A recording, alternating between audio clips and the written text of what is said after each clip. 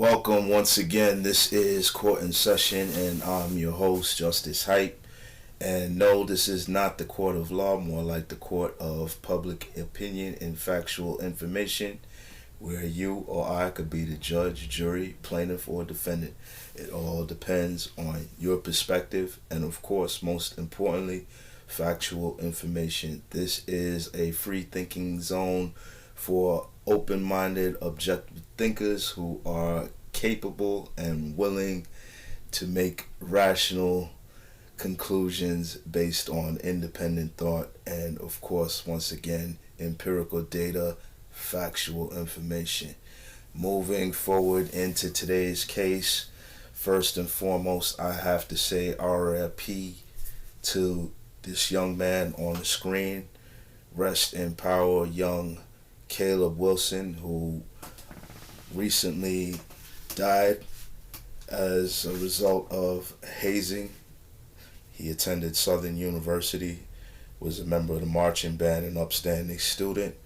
And once again, we have a case where hazing on a college campus results in death and or serious injury. And this is nothing new. This was prevalent while I was in school 20 plus years ago. And as a matter of fact, I believe Florida A&M had a death in like maybe the 2010s or maybe a little bit before that caused suspension of their sororities and fraternities. But Southern University is taking a bold stand as a resolution to this situation, and that is to suspend fraternities and sororities. And before I go on, I want to give a big shout out to all my frat bros out there and sorors out there who do great things in the community and serve as very, very stellar members of society. This is not a broad brush, but from my perspective, this has been going on way too long, and this was one of the main reasons that I personally chose not to get involved with fraternities, as I just personally didn't have it in me to allow anybody to put their hands on me or do anything on me. Same reason why I didn't get affiliated with a street gang. It's just that I just wasn't wired to be ordered in certain ways or dealt with in certain manners for any particular reason without me retaliating, So that was just my personal perspective. But hazing is something of obviously that goes on in the Army. It's said to go on even in the police force and in other professions and in other group settings, and is even illegal. It's illegal in the state of Louisiana under the Max Grazer Act, which makes hazing a felony.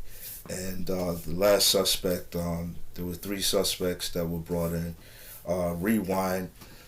Let's take it back to what happened here with Caleb Wilson, or what allegedly happened. Caleb Wilson passed out. He was allegedly being punched in the chest as a part of the hazing process for a particular fraternity. I'll remain nameless. And as a result, he passed out. And subsequently, he was then taken to the hospital and dropped off at the hospital. I don't know if he was pronounced dead at the time of arrival or he was still alive at that point, but unresponsive nonetheless. And the story given was that they were playing basketball. The gentleman that you see now pictured on the screen were playing basketball in the park, and I guess he got fouled in the chest. And as a result, he then collapsed. And so they brought him to the hospital, and later on he was pronounced dead. And these three men have now been charged with criminal hazing and manslaughter for the death of Caleb Wilson. And this is very, very unfortunate once again that we're losing a bright young star, rising young star, someone who is being set up to potentially give back and do great things in the community. His life is cut short at the age of 20. And these gentlemen, as you see, all of them older, 23, 25, and the last one that was brought in was 28. I'm going to guess he was a grad student. I can understand the other two, but 28, I don't even understand how he's really partaking in this hazing ceremony at that point. But yeah, they're gonna have to serve or face trial for criminal hazing, and is a felony charge, as I said, under the Max Grazer Act, and in several other states, hazing is illegal as well. So by felony. So these gentlemen are going to have to face these charges and face the consequences of something that's really stupid. And I really feel that it's necessary to suspend these groups, fraternities and sororities that continue to haze in such manner. I believe there's many different ways in which you can test and initiate people into a group without endangering their life or possibly injuring them, the person, seriously. And this has just been reoccurring and reoccurring, generation after generation. And I think it's time that we just put a stop to it. There's really no reason for this, and we see the results occurring over and over again. This is not